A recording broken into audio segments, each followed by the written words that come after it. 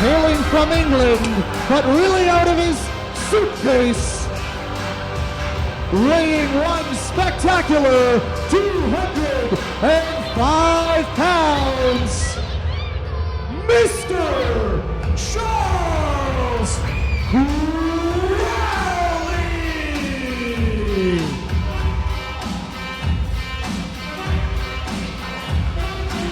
Who let Charles Crowley into Canada?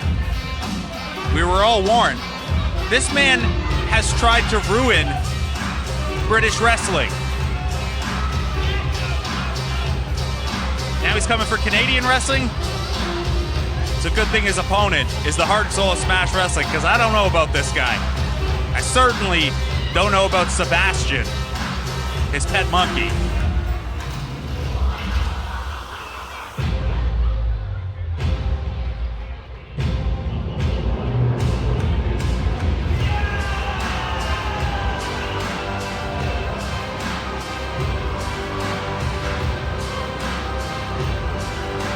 Did he stitch his own ring gear together?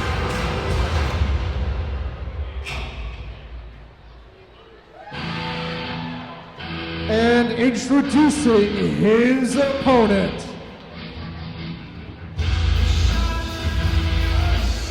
from Toronto, Ontario, weighing 297 pounds, John Reed.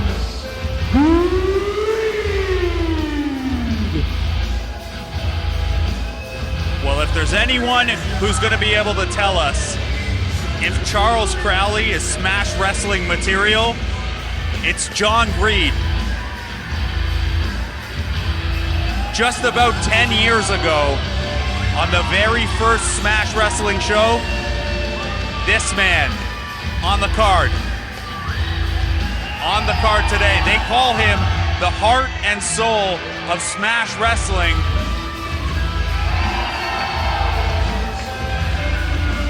The crowd responding as such.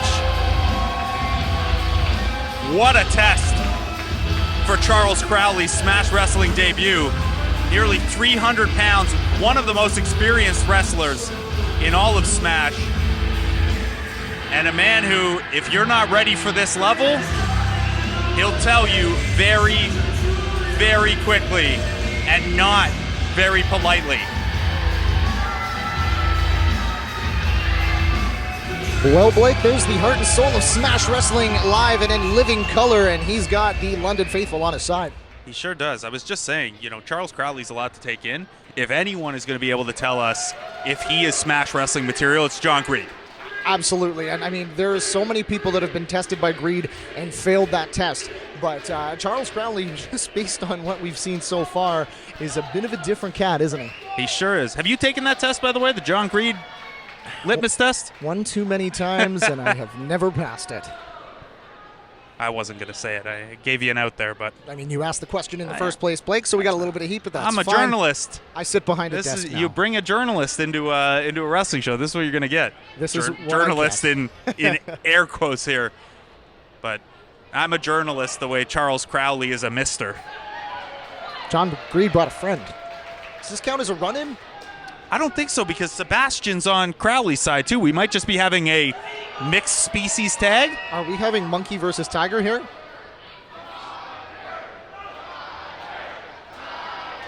And the tiger is more over than I've ever been. Great. That's nice. Tiger Mask 6.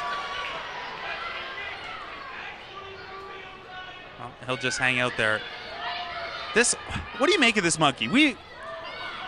Now, the monkey's name is Sebastian, which I think is relatively fitting as the ringmaster of the group. But my thing is this. Whenever you can put something, a sort of talisman in the corner, it's going to be a distraction of some sort, whether it's a big distraction, a small distraction. In this case, does the monkey do anything?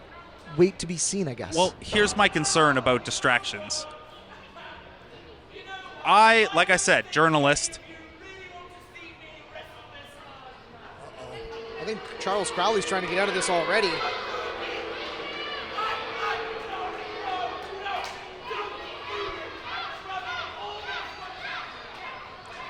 Crowley did travel a long way, in fairness.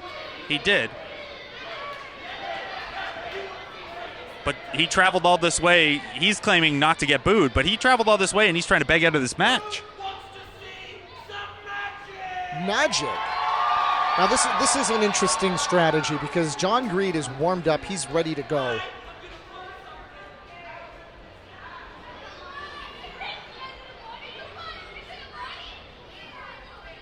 I hope this trick doesn't need a volunteer because John Greed's the only one close. And I don't think he's going to be a willing participant.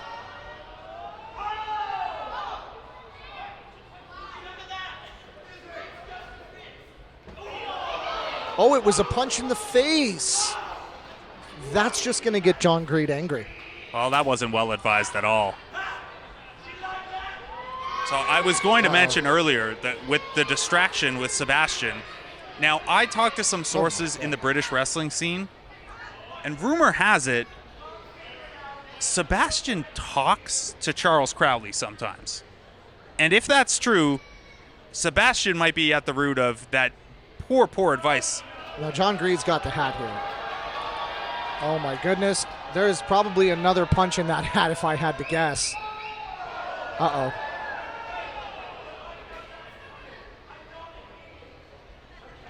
Oh, the big left jab out of nowhere.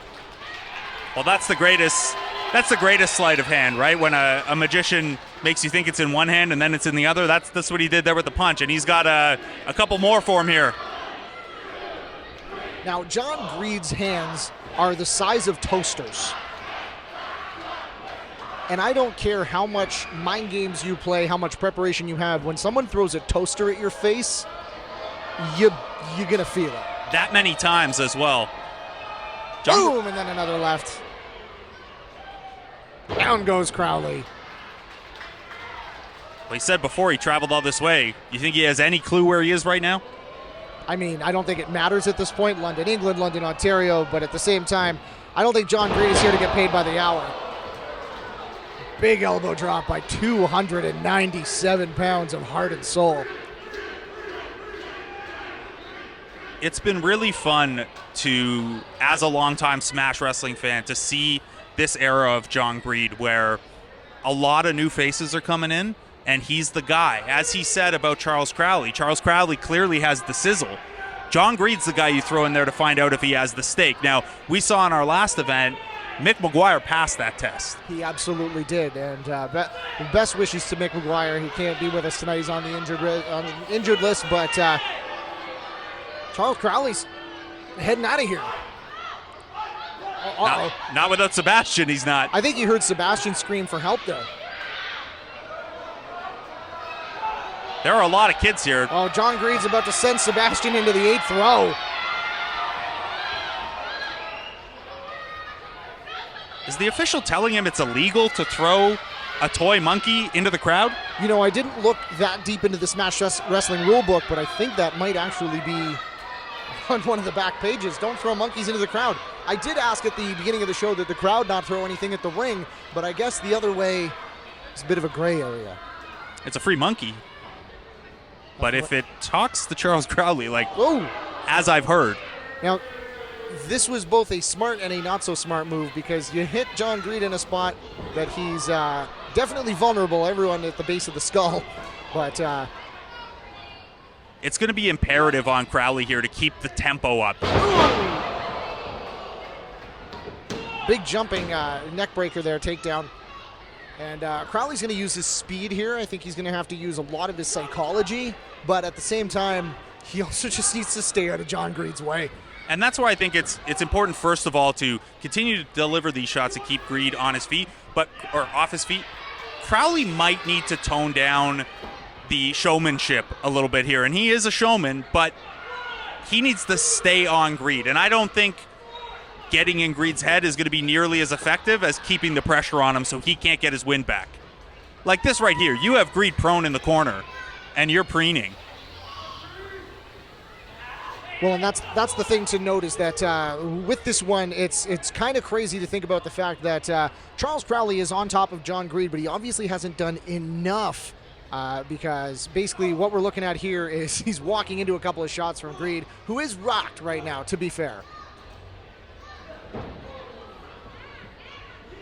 Ooh, big super kick to a seated John Greed, and everybody is the same height when they're sitting on their backside, so.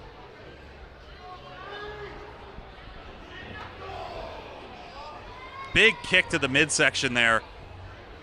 You know those ones hurt. You see the odd mixed martial arts fight end on a knee to the midsection. So if you get a full boot with some walking into it there, Greed refusing to stay down, those open hand strikes to try to get some ground to get back up. So here's the thing is that John Greed is the heart and soul of Smash Wrestling, and he's got a lot of heart and soul, but all of a sudden, Sebastian's at play, super kick.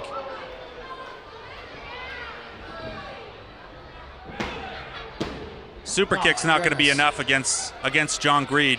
But it's also death by 1,000 cuts, Blake. It is. You can swing only so many times, and at a certain point, you just can't get back up.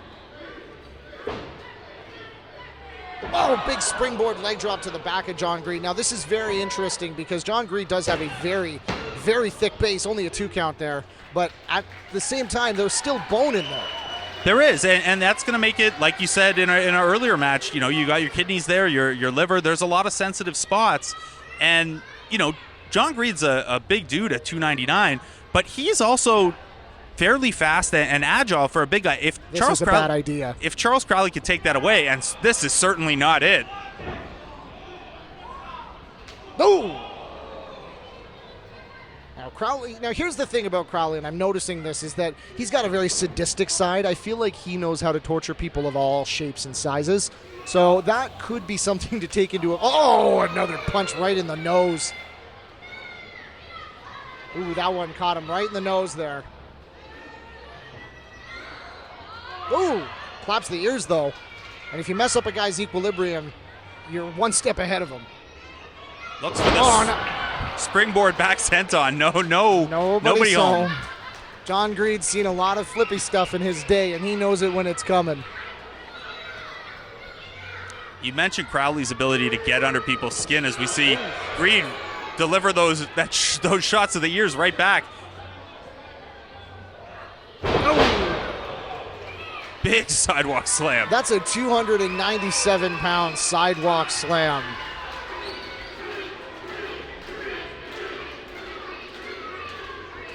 Now, Crowley's a guy, you ask him where he lives, and he says, my suitcase. That could be taken one of two ways, Blake. Either he lives out of his suitcase because he's traveling so much, or he genuinely thinks he can crawl into a suitcase. Well, if John Greed continues this, he might be able to fold up into it. Greed's going for the elbow here. My take was that this is probably a guy who wears out his welcome everywhere real quick, and you're on to the next. But John Greed might fold him into carry-on, too. Well, and the thing about John Greed is that he's got many ways to do that. And, we've got a float over.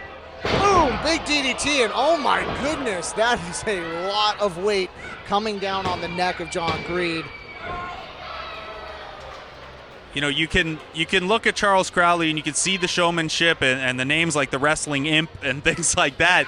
But this is a very talented guy. He's the King of the Carnival champion for a reason. He's a multi-time UBW champion.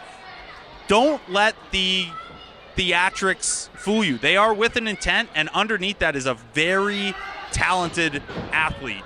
Charles Crowley absolutely does have a pedigree. I think a lot of guys, they come up with what they call a gimmick.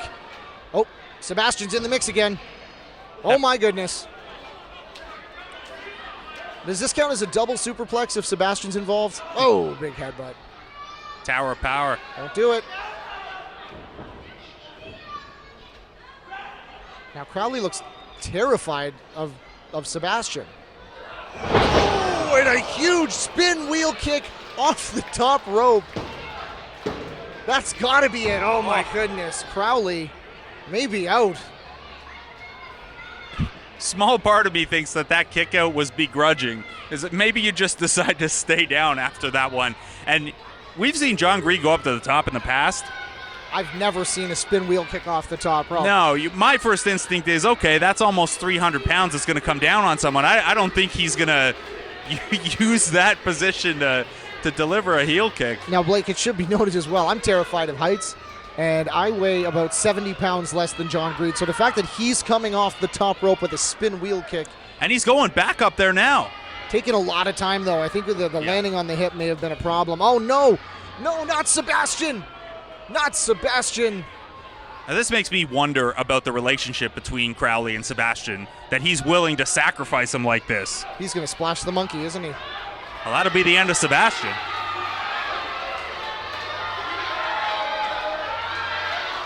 Greed, don't do it. Oh, my God. Oh, my. I can't watch. That monkey has a family. Oh, my God. Sebastian the monkey. Charles Crowley is very upset. But he put him in the line of fire. Package pile driver time. Oh, he's got him up. He flips behind, though. Oh, what the my goodness. Heck was that? Oh, my goodness. It keeps John Greed down. Charles Crowley with one heck of a strike there. We'll have to ask him after what he calls that. Charles Crowley. Goodness, we've seen Crowley finish matches before with a spinning, twisting power slam. I don't think there was much chance he was going to be able to do that to John Greed. But he's got a little more in his bag. What a phenomenal spinning strike that was. Two fists right to the heart of the heart and soul of Smash Wrestling. And Crowley letting John Greed know about it now. And we saw John Greed when he fought Mick McGuire at our last event, called Mick McGuire back into the ring. Tell him how much he appreciated the fight and tell him, quote, "You belong in this ring as much as I do." John Greed going for the handshake here with Charles Crowley. Crowley might be a bit more of a character, but he got the win on Greed, and Greed is ready to show the respect. Anyone he goes toe-to-toe with in this ring, John Greed is going to come out on the other side respecting. And of course, Charles Crowley not having it. They don't call this man the spectacular twat for nothing.